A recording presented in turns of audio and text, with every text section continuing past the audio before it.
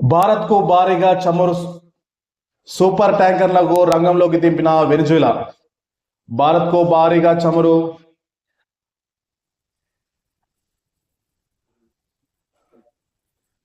Venezuela తన చమురు ఎగుమతులను వేగవంతం చేసింది. ఇందులో భాగంగా భారత్కు భారీగా చమురు పంపేందుకు సిద్ధమైనట్లు తెలుస్తుంది. దీనికోసం 2 మిలియన్ బ్యారెళ్ల ముడి చమురును మోసుకెళ్లే సూపర్ ట్యాంకర్ను రంగంలోకి దింపినట్లు అధికార వర్గాలు పేర్కొంటున్నాయి.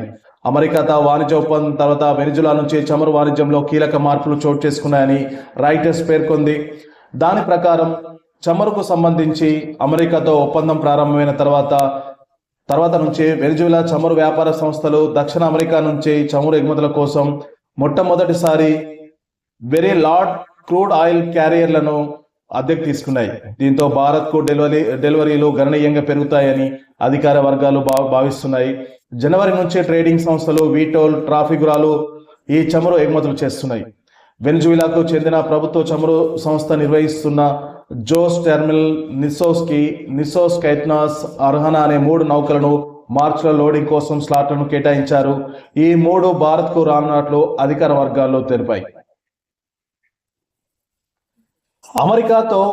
అమెరికాతో వాణిజ్య ఒప్పందం కుదిరిన నేపథ్యంలో వెనిజులా నుంచి భారత్ చమురు కొనుగోలను ప్రారంభించిందని ఇటీవల అధికార వర్గాల ఉటకిస్తూ మీడియాలో కథనాలు వచ్చిన సంగతి తెలిసిందే.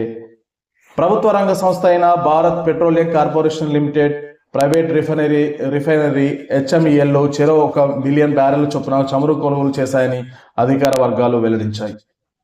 దీంతో వెనిజులా నుంచి భారీ ఎత్తున భారత్కు చమురు రవాణా కానున్నట్టు తెలుస్తుంది. దీనికోసం 2 సూపర్ ట్యాంకులను వెనిజులా ఉపయోగిస్తున్నట్టు తెలుస్తుంది.